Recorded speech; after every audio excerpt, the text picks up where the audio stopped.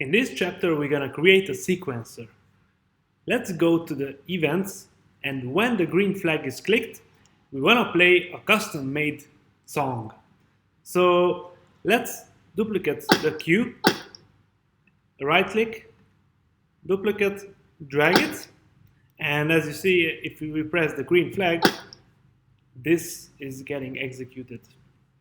So I want to add more and more sounds one after another to make our own beat, which we did with pressing the keyboard, but I wanna have it saved in a way. So let's duplicate, let's add it here, and let's see what happens. Well, it played the whole thing together without waiting. So in this case, we have a control, under control categories, a wait 1 second. You can change how many seconds to wait. Let's add it in between the two parts, and let's see what happens. All right, as you see, the p was executed, then it was waiting for 1 second, and then that was executed. So if you want to play with it, we can make it 2 seconds. Let's play it.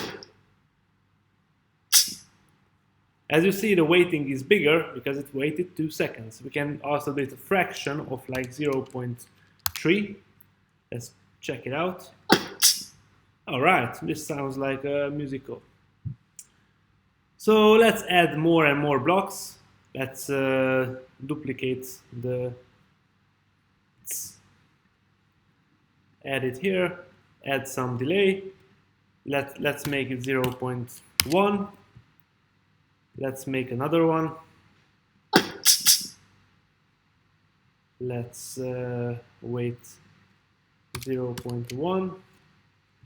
Then a wow. Wow!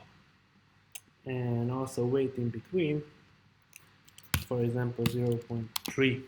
Let's see what we have. If we play the whole song.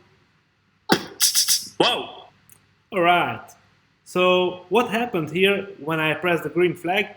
The blocks were executed one after another from top to bottom. So this one first waited 0.3 seconds, then this one, that's sound plus the costume change, waited, and so on until the bottom, until we reach the wow.